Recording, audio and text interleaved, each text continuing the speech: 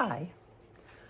I was just thinking last night about being 70 and how it affects the way I live more than I thought it would. It doesn't mean I'm worrying about dying all the time. I don't think about it all the time, but I realize that I'm at the end of my, the last segment of my life. So it does kind of change how you think about things like this is probably the last car I will ever have because I'm not somebody that needs a new car every year or anything. I don't drive a lot.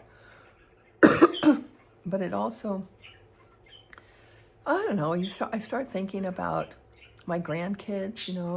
My son and his family share my house. They're on the other side of this part of the house.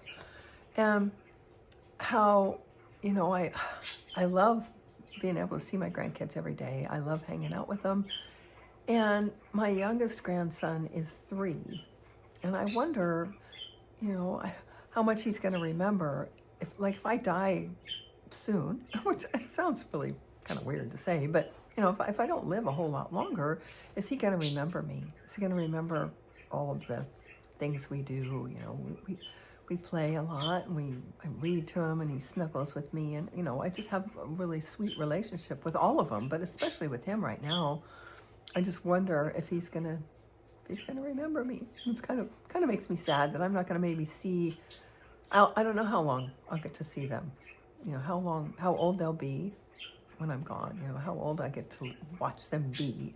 I don't know how old I'll get to witness. Their ages. Anyway, it's kind of a morbid thing to think about, but it's a reality.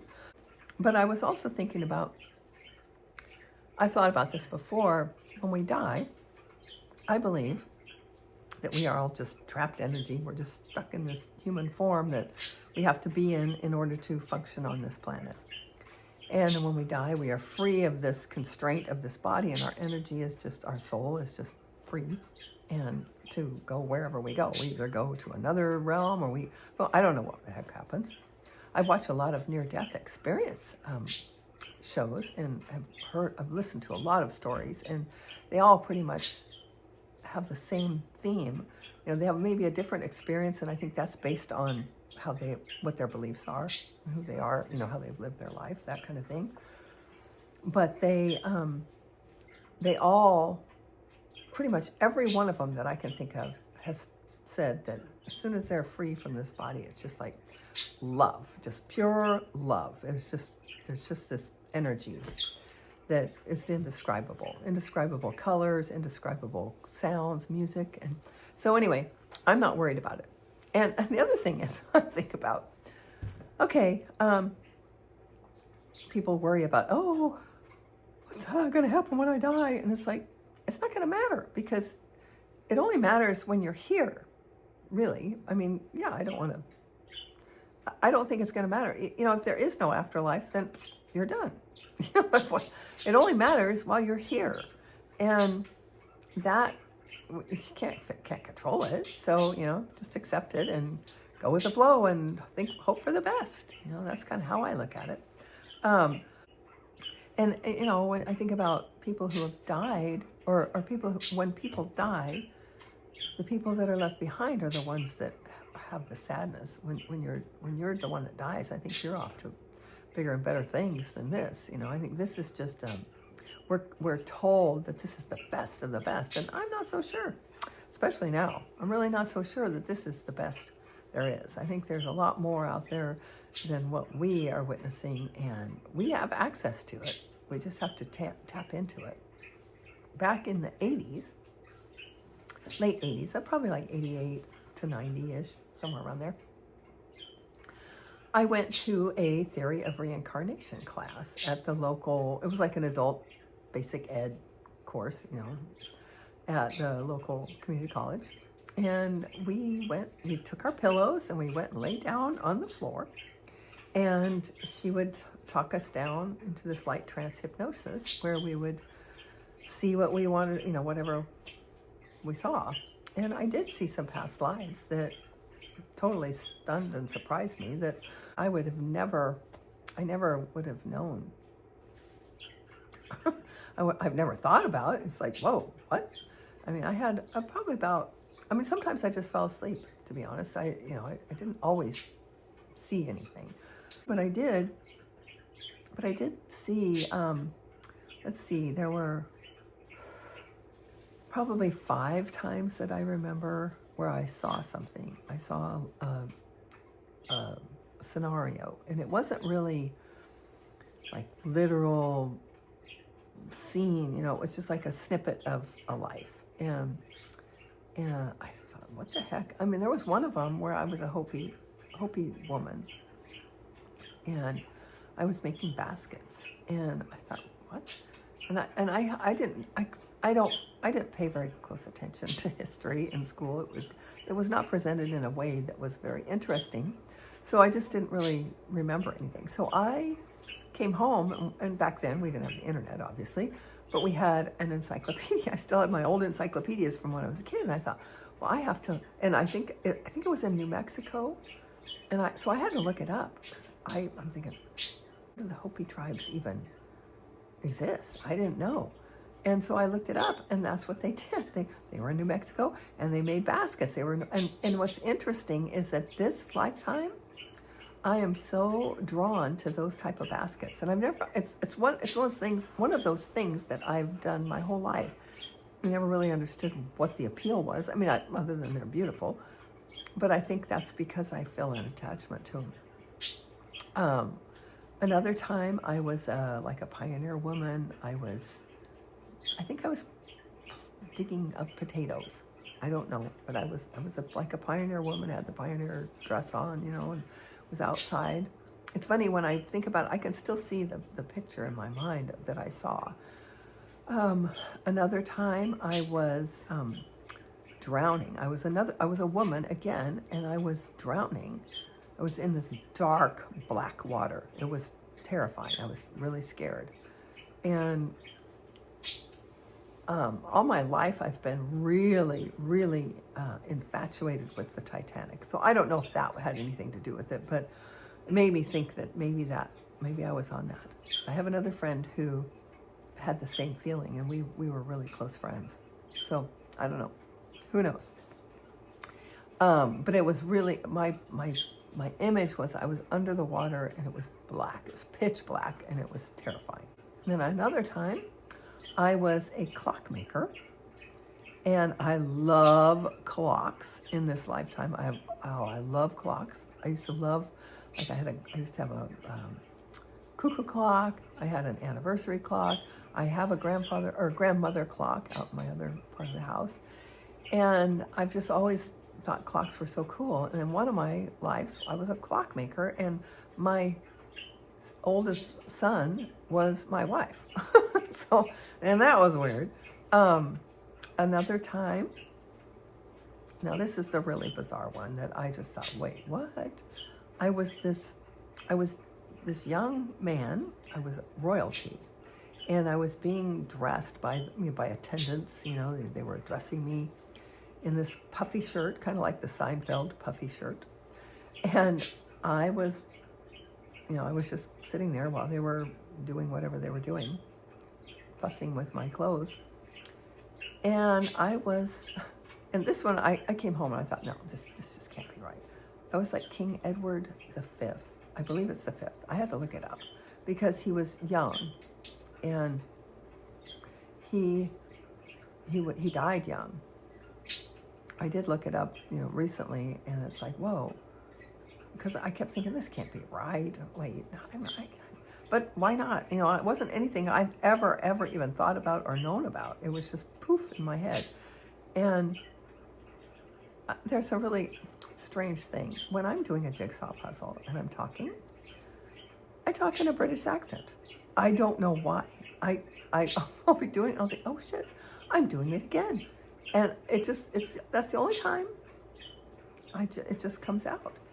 And so I don't know what that means. Anyway, so I'm weird. This is just my weird life. But in the course of that time where I was doing that class, I found my spirit guide or my higher self. I'm not even sure what he is, but he contacted me, and I started writing.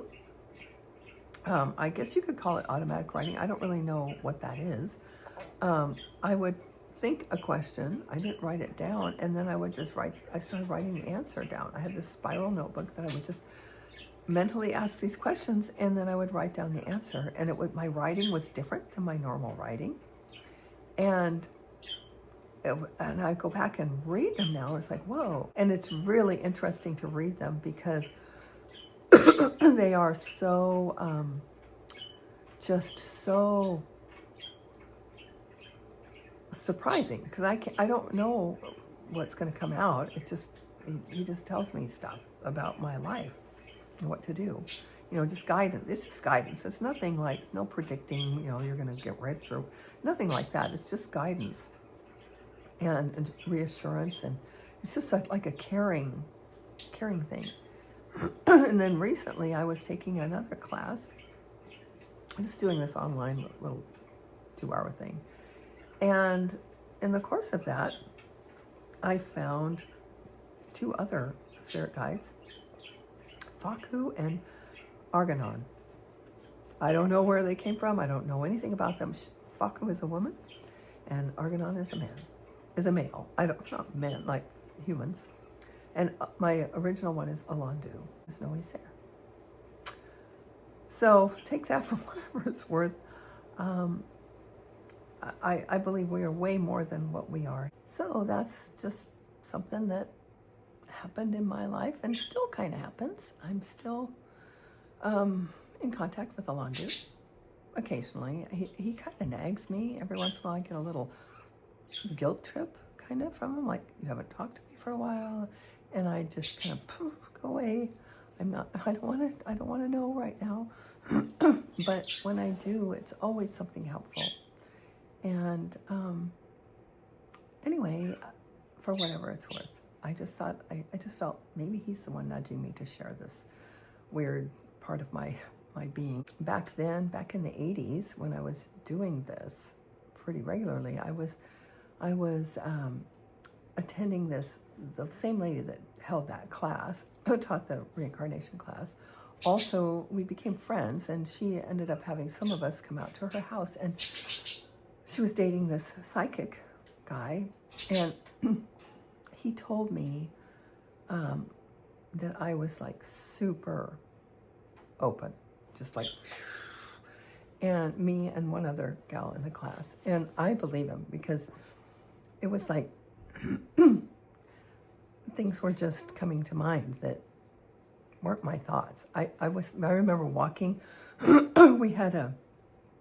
we lived on some property west of town, and I was walking up to our driveway, and I had this thought, and I thought, wait a minute, that's not my thought. What is this? It was kind of like if this part of my brain was being used by somebody else. And it was like, whoa, I call them bleed-throughs. I would have these bleed-throughs where these thoughts would just pop into my mind that weren't mine. And it's like, wait, get out of here. It was weird. I mean, I remember it distinctly. It was a weird feeling.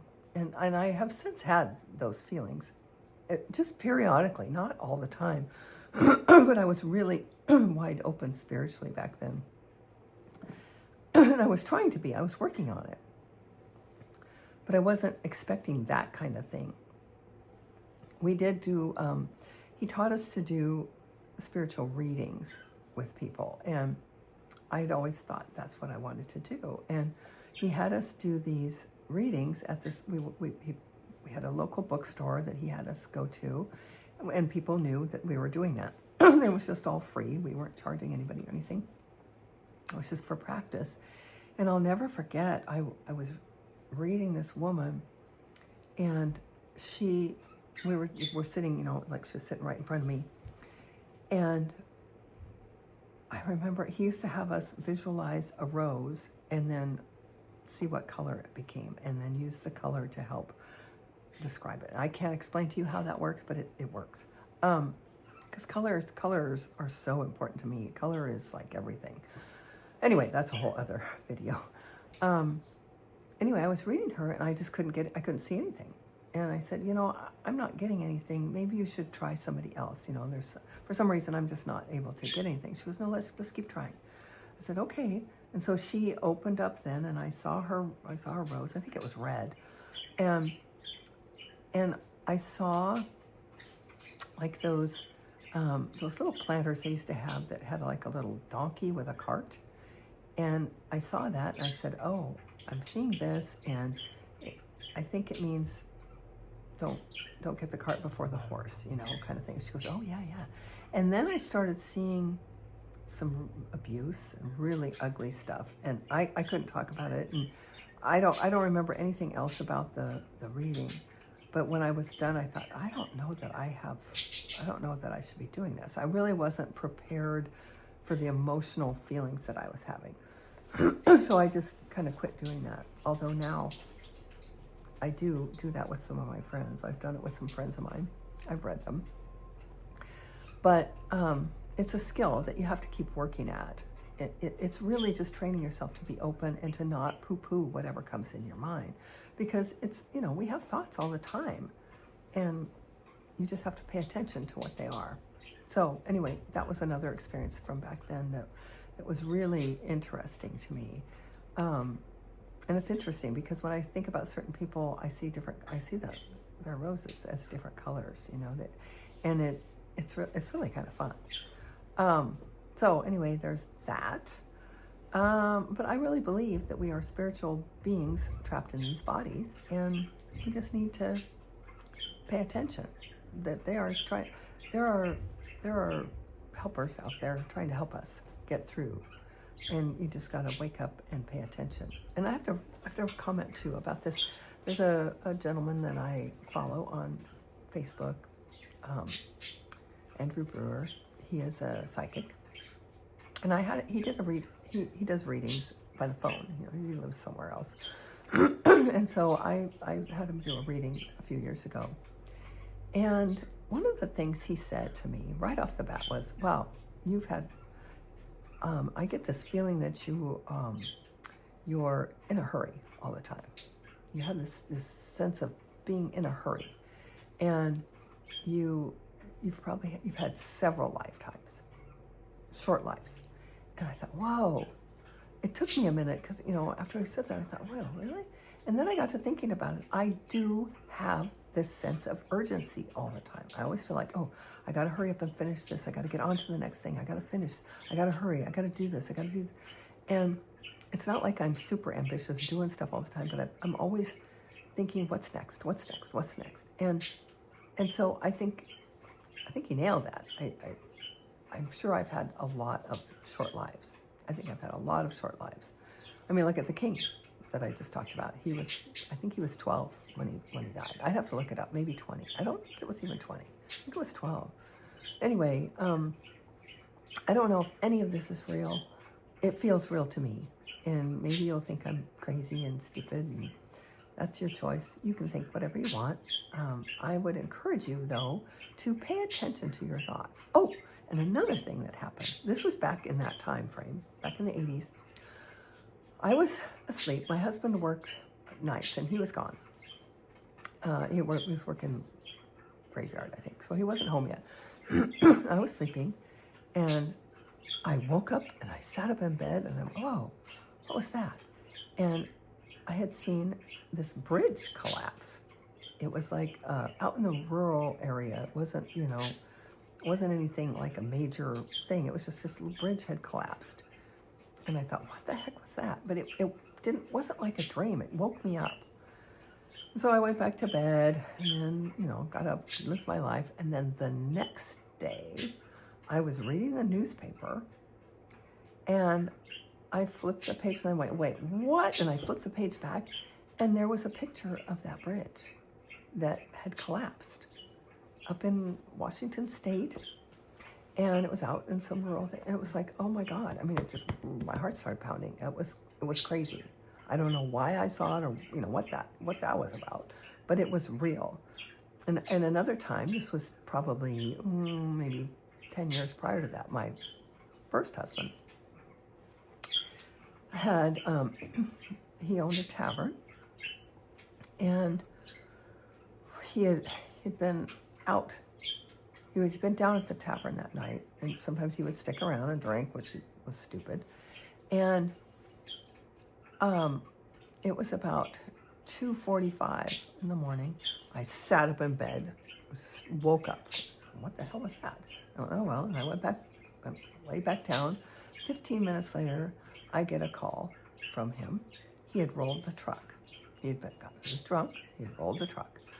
And I know that that's what woke me up. So, you know, that we are connected, and we just have to pay attention. You just have to pay attention. And sometimes it just slaps you upside the head. Anyway, so those are some of my crazy stories. You know, I had another friend back when I was in high school. I was in choir, and then I got tired of being in choir, so I just wanted to be the choir assistant. Well, I ended up turning pages for the pianist, and we became really good friends. Well, after high school, we graduated. This was probably 6 months after graduation. I picked up the phone to call him, and he was on the phone calling me. It never rang. It was just weird. So we had a kind of a connection. So, you know, shit happens. Anyway, these are just some crazy stories from my life that I would love to hear. If you have any wild stories, any strange phenomena, because I know there are lots of people out there who do have them and who do believe the same type of things that I do. Who knows? Anyway, I hope that you'll reach out and tell me. And just please believe me, I'm not making any of this shit up. I know people think that people tell stories on the internet, but if I was going to tell a story, I'd certainly tell better ones than these. So anyway, I hope you're having a great day, and I hope you'll share something with me. Thank you so much for listening, and if you feel like subscribing, that would be great. Like the video, subscribe, that would be great, because it just helps more people hear, and it helps me. And I hope you have a great day. Thank you for listening.